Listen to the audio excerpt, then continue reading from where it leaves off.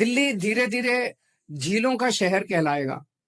पूरी दिल्ली के अंदर आप जहां भी जाओगे आपको झीलें दिखाई देंगी खूबसूरत। मैं पानी पानी हो गई,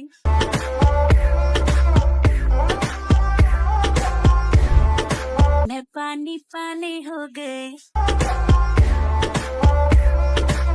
मैं पानी पानी हो गई।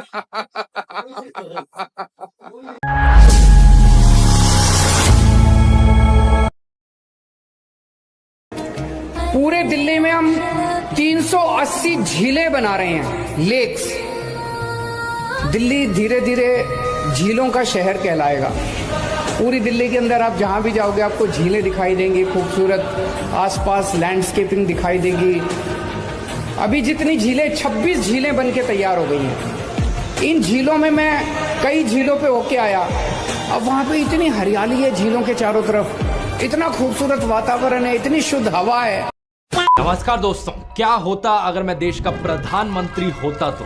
देखो, वैसे तो अभी के लिए पॉलिटिक्स में आने में मेरी ऐसी कोई ख्वाहिश नहीं है, लेकिन अगर हमें देश को सही मायनों में बेहतर बनाना है तो इस सवाल पर विस्तार में बात करनी जरूरी है, क्योंकि सपने पूरे होने के लिए हमें पहले सपने देखना जरूरी है। नमस्कार दोस्तों, क्या होता अगर मैं देश का होम मिनिस्टर, गृह मंत्री होता। अभी वैसे साथियों मेरा राजनीति में आने का कोई इरादा नहीं है, लेकिन सपने पूरे करने के लिए सपने देखने जरूरी हैं। तो आज मैं घोषणा करता हूं कि बहुत जल्द मैं राजनीति में आने वाला हूं, और जब माननीय राठी साहब, with due respect to all the Rathi brother and sisters, जब ये राठी साहब प्रधानमंत्री बन जाएंगे तो इन पर डंडा रेलने के लिए मैंने मन बनाया है देश का गृह मंत्री बनने के लिए।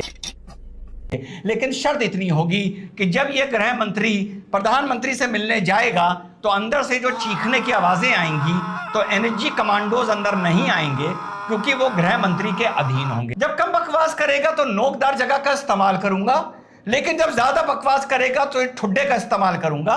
शर्त पहले बता चुका हूं, एनएसजी कमांडो जो गृह मंत्री के अधीन होंगे उनसे बता दिया जाएगा बस तुमको अंदर नहीं आना है।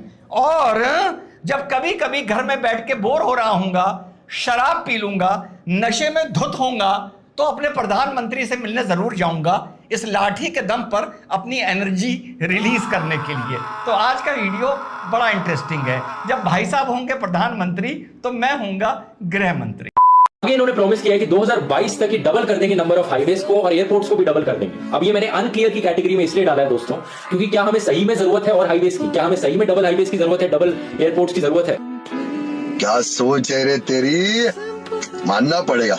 इसके अलावा कुछ पैसा बजट की रीएलोकेशन से आएगा। हाईवेज बनाने पर हमारी सरकार ऑलमोस्ट 2 लाख करोड़ रुपए खर्च करती है, जबकि इस आर्टिकल को देखिए, एनएफएचएस सर्वे के अनुसार सिर्फ 8% इंडियन परिवारों के पास गाड़ियां हैं। 50% लोग हमारे देश में अभी भी साइकिलों का, बाइक्स का या स्कूटर्स का इस्तेमाल करते हैं। सिर्फ 8% लोगों के फायदे के लिए यहाँ पर क्यों पैसा खर्च किया जा रहा है? आपका नॉलेज तो कमाल का है भाई का। इससे बेहतर है इस पैसे को एजुकेशन में लगाया जाए। वैसे भी इतने बड़े बड़े हाईवेज बनाना और ये कार बेस्ड इंफ्रास्ट्रक्चर बनाना हमारे शहरों में, मैं इसके सख्त खिलाफ रहा हूँ। तो बेटा एक काम कर, सरसों का तेल लगा के उल्टा लेट जा। यही नहीं, अभी और सुनिए। तो सड़कें बहुत मायने रखती है किसी भी जगह के। अमेरिकी राष्ट्रपति ने कहा था कि अमेरिका की सड़कें इसलिए अच्छी नहीं है कि अमेरिका विकसित है, बल्कि अमेरिका विकसित ही हुआ इसलिए क्योंकि यहाँ पे सड़कें अच्छी थी। बात तो सही है। अगर किसी भी राज्य में एक्सप्रेस वे का जाल बिछा हुआ है, उस राज्य को आगे बढ़ने से कोई नहीं रोक सकता है। और बिहार को जो कहा जाता है ना कि आगे बढ़ेगा आगे बढ़ेगा, यहाँ पे लॉजिस्टिक कॉस्ट 18% है। मतलब एक सामान जो भी आप यूज करते हैं ना, उसमें 18% पैसा केवल उसके ट्रांसपोर्टेशन का लगा है, जबकि दुनिया का कोई भी देश जो विकसित है उसका लॉजिस्टिक परसेंट 8% से ज्यादा नहीं होता है।